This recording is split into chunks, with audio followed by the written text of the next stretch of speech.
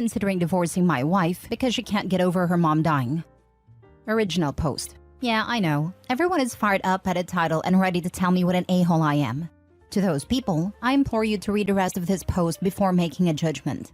My 36 male wife's 33 female mother passed away 5 years ago from lung cancer. It was not a peaceful or easy death. Our lives understandably went on pause after the diagnosis, and we both spent a lot of time off work helping care for her mother. My wife had a pretty typical showing of grief at a time, cycling through different stages. Same with our 3 kids. After she passed, however, my wife got really bad. I totally understand this. I can't say I know exactly what she went through because I haven't had a parent die, but I understand how devastated she was. For months after, she could barely function. I gently took over pretty much all the responsibilities of the household and with the kids. She had been attending grief counseling since the diagnosis and continued after the death. None of this is the problem. I endeavored to be as supportive as possible. She cried on my shoulder every night for months, and I just thought this was the worst of for better or worse. The problem is that, after 5 years, she does not seem any better or more functional. She stopped grief counseling about 4 years ago and refused to go again, stating that it would not help her and that nothing could. About a month before any major holiday, she will have a major downturn. In the bed half the day, crying all day, does not want to interact with the family, does not have the energy to do anything around the house. This will go on every single day until about a week after the holiday ends. Every holiday is intense grief, just as much as now as it was 5 years ago. October, November, December, and January, her mom's birth month, every year are particularly bad. I am essentially without my wife, and I'm a single parent to my 3 kids. Altogether, she's completely incapacitated by grief for about 6 months out of the year, and it's been the past 5 years. When I say incapacitated, I mean incapacitated. When she is in the depths of her grief, she's completely incapable of intimacy with me or the kids. There is no cuddling, spending time with us, going on family outings. I don't have intimacy for half the year. I've stopped asking her if she wants to talk about it, because she can't get any words out between sobs if she tries. What hurts the most is that the kids have stopped asking or being concerned. If they see their mom in bed when they get home, they just go about their day and might casually mention, "Oh, mom is sad today," if their siblings or I ask where she is. They don't really seek affection with her anymore because they rarely get anything more than tears. I've discussed this with therapists, my parents, friends, etc., and I know all the rebuttals people have for this. So let me preempt them. She isn't willing to go back to therapy for grief counseling or to see a doctor for depression. Yes, I know she's severely depressed. I can't force her to go to the doctor. I've tried so much. Yes, it really is just as intense as it was 5 years ago. No, I never tell her to get over it or blow her off. On my worst days, I just give her space and leave her be. Most days, I try to offer her some comfort. If you want to judge me for leaving her alone, whatever. But know that I feel like I essentially have caretaker fatigue at this point. No, she does not have a history of depression, but she does have ADHD. Don't know if that's relevant. I feel like my wife died when her mom died. I would do anything to get her back, even a small piece of her, but she doesn't seem willing or able to move on past her mom's death. I feel awful for considering a divorce, but I don't know what else to do. Now for the top advice before reading the updates. I'd make an ultimatum about getting help for sure. Her kids have also lost their mother. This is the most impactful thing I've read so far in this admittedly pretty new thread. She is devastated that her mom is gone. Imagine how her kids must feel that their mom isn't even gone, just doesn't want to be around them. Exactly. She has to find a way to keep living, or she's lost her past and future. 5 years is too much. You can miss your mom without giving up your life. You should tell her that things are coming to an end if she is not willing to at least try. I'm not normally a fan of ultimatums, but you may have to have a sit down on a not sad day. That may be difficult given the time of year. Based on what OP stated, that could be sometime in February. No, why should him and the kids face another lonely Christmas this way? She's being very unfair to them. It's not only her mental health being impacted, she is causing her children and husband misery by forcing them to live like that. She has a responsibility to each of them. Whilst, yes, she might be grieving the loss of the time spent with her mother, these poor children aren't getting any nice memories with her own. It's a complete tragedy. She needs to be shaken to her core and choose. Yes, she can choose to be miserable for the rest of her life, but she doesn't get to choose that for her husband and children. It's Christmas, and they should be enjoying it. Now for the first update. I just kind of threw that post together as a stream of consciousness vent on my break at work.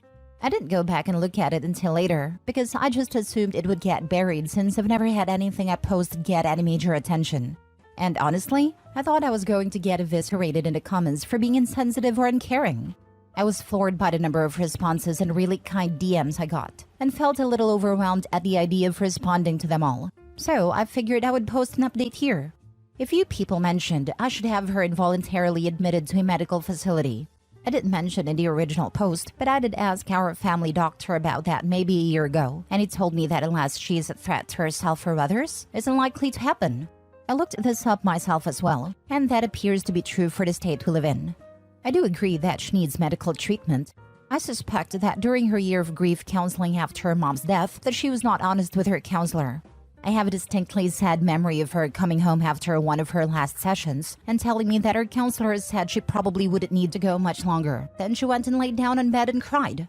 I haven't been able to convince her to go back to counseling. However, I'm glad I posted on Reddit, because somehow I hadn't really considered that she might need more intensive treatment than just counseling. I also saw one comment that scared heck out of me, that she may do something drastic if I give her a divorce ultimatum. With those things in mind, I don't think doing that is the way to go. Instead, I'm planning to write her a letter explaining how we need her back, and that we love her and care for her deeply, but she needs more help than we can provide alone, and tell her that she needs to go to the doctor and be honest about what she's been going through. Thank you for your advice, everyone. Good luck. Grief is such a fickle mistress. I hope everyone heals and moves forward. I worry I too may be like this about my mom when she's gone. I can see how much she loved her mom, but it just really sucks that it's preventing her from being a good mom. This is definitely not what her mom would have wanted for her. Literally all I could think of was that. Imagine how her children must feel to have wholly abandoned them in this way. Not through death, which is unavoidable, but simply because their mom can't muster up enough strength to fulfill her responsibility to be a mother. Those poor kids deserve someone so much better. My best friend lost her mom 3 years ago. Her dad passed away in 2006, so she's now parentless. She's the first of our friend group to experience loss of both parents. We are all late 30s, and it hit her hard. She would have panic attacks if she were left home alone. Had to be talking on the phone constantly. She was always crying, rarely eating, and what little she did eat came back up soon after. She was seeing a psychologist, therapist, grief counselor, and psychiatrist. She was on so many medications. She was either sleeping or crying 24/7. For about 8 to 10 months, I wondered if I would ever get my friend back. She refused inpatient treatment because of her newly developed separation anxiety. Her husband was also told they could only do inpatient therapy if she goes willingly or makes a threat to herself or others. Long story short, she took some advice to get a different psychiatrist. He slowly changed her meds, took her off of about 5, and set her up with TMS therapy. I truly believe that TMS therapy is what helped her most. It's essentially a mini brain stimulator to get the happy parts of the brain active again. It sounds like that may be something to discuss and research with her wife. I have my friend back after 2 years of her severe depression/anxiety. I believe your wife has been in this state for so long that she may not be able to recover without proper medical help. But there is hope. I've seen it myself. Best of luck to you both. Now for the last update. My soon-to-be ex-wife has completely lost her freaking mind. After my last post, I spent a couple of days writing the letter to her. In it, I explained that the kids and I love her dearly and that we're concerned for her. I outlined all the worrying behavior and told her that I believe she needs to seek additional medical care. I explained that it sounded like she had complex grief. Thank you everyone who pointed that out, and that the grief therapy she went 2 years ago was insufficient to help her get through it. I did not say anything about potentially divorcing her, but did say that the kids can't continue to live in their current situation. It was a long letter, and I don't really feel like transcribing it here. I read a letter to her the same night I finished writing it, after the kids had gone to bed. After I finished reading, she just stared right through me, 1,000-yard stare, for probably 15 minutes. Then finally stood up and started walking to the door. I panicked and tried to stop her, ask her where she was going. Can we talk about this? I'm concerned for your safety. She rolled her eyes at me and said in the coldest voice I've ever heard her use, I hope when your parents die, someone doesn't tell you to get over it. After that, I didn't try to stop her. I just let her go. I was mad for maybe 5 minutes before the panic set back in. I legitimately thought she was going to end herself. I checked my phone and she had turned her location off. I called and texted probably 50 times over the next hour, begging her to at least let me know she was okay and that she wasn't going to do something drastic. Right before I was about to call the police, I got a call from her phone. I answered immediately, and before I could get much of anything in, a man's voice told me she's fine, but she doesn't want to talk to you, and hung up. I felt like I was having an out-of-body experience at a time. I had no idea what the heck was going on. I almost called the cops anyway, but I was disassociating hard and talked myself out of it. I kept calling her phone all night, but no one picked up again. After about 2 a.m., it started going straight to voicemail. I barely slept that night. When I woke up the next day, she wasn't home. I took the kids to school/daycare. I normally do this, but my wife is normally still asleep while I do, so thank God they didn't ask where Mom was. I tried calling my wife's phone more all morning, but still voicemail. I called her office and asked if she was at work, and they told me she had called in sick. I called in sick to work as well, and basically just sat on my couch, trying to get a hold of her while being a nervous wreck. I called my mom as well and asked if she could pick the kids up from school today and watch them overnight. I didn't tell her everything that was going on yet, just that something had come up that was urgent and I needed some help. My wife walked in the door sometime after 4 p.m. I tried to hug her, and she shied away from me. I asked her where she had been. No response, just a blank stare. I asked her who had called me from her phone. No response, blank stare. At this point, I was frustrated and told her that if she didn't want to explain what was going on, she could get the heck out.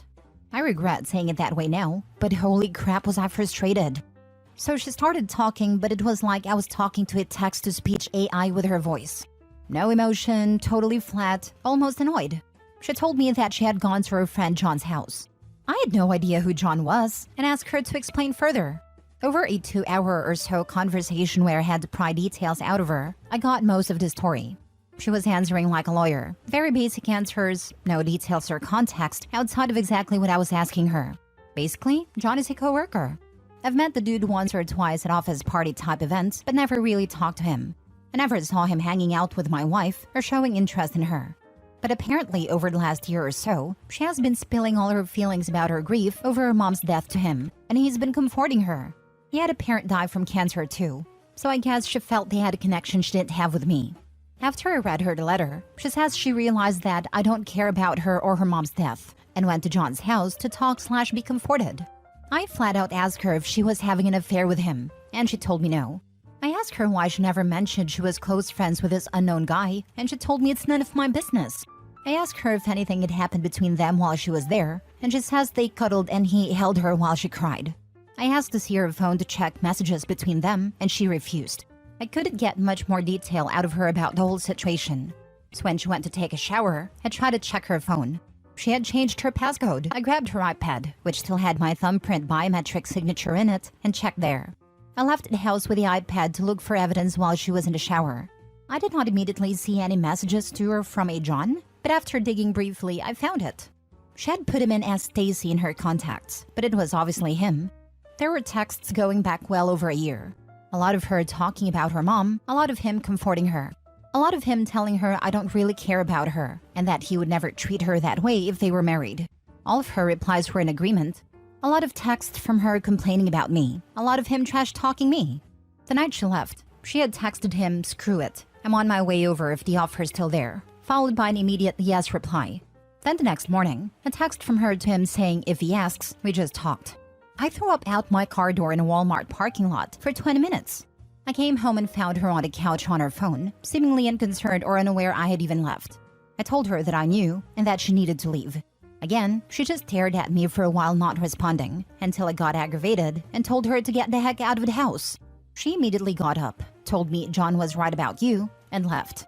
I haven't seen her since. I told the kids she went to visit her parents. I don't know what to tell them, but I have to tell them something soon. I don't really even know what to do. Ostensibly, I need to divorce her, but going through custody, child support, etc. is dizzying. I feel paralyzed and haven't made a move yet. I know she's lost her mind, and this is probably some kind of psychotic break, but I just can't care anymore. I put on a brave, numb face to go to work, then for my kids at night, and then cry after they go to bed until I fall asleep. I feel like my life is essentially over. I do feel like John took advantage of her vulnerability, but I don't even want to bother trying to get her to see that he's a predator. She chose this over her freaking family that is stuck with her. You should get your own counseling, talk to your mom, and then a divorce lawyer ASAP. You need to immediately get full custody of the kids. You don't want a situation where she shows up at school to take them to the doctor and dismiss them. Find out if there can be a mental health evaluation required for her to have unsupervised visitation. Get counseling for your kids. Work with a counselor and your lawyer to document everything about what your wife has been like, so that she can't accuse you of making it up. Move money around so she can't just withdraw everything. Put your credit on a complete and total hold so no new cards or loans can be taken out against you. I would get this done today or first thing in the morning. Yes, protect your money. She's a major POS using her mother's death as an excuse for crappy behavior. I bet if you try, you will see red flags you missed. John is also a scumbag. It might encourage her to drain your accounts because you're so awful. They're horrible people and deserve each other. Thank God she keeps leaving him with the children, showing no interest in them. Ask for full custody, no child support from her. Just let them breathe without her wet blanket on a family any longer. Go live her life. Hope you figure things out for yourself. Their mom died along with her grandmother, but nobody knew it yet. You're the primary child care provider. You'll probably get custody, get proof of the affair, and go see a lawyer. He probably will, because she straight up walked out. It sounds like grieving in midlife crisis, to be honest.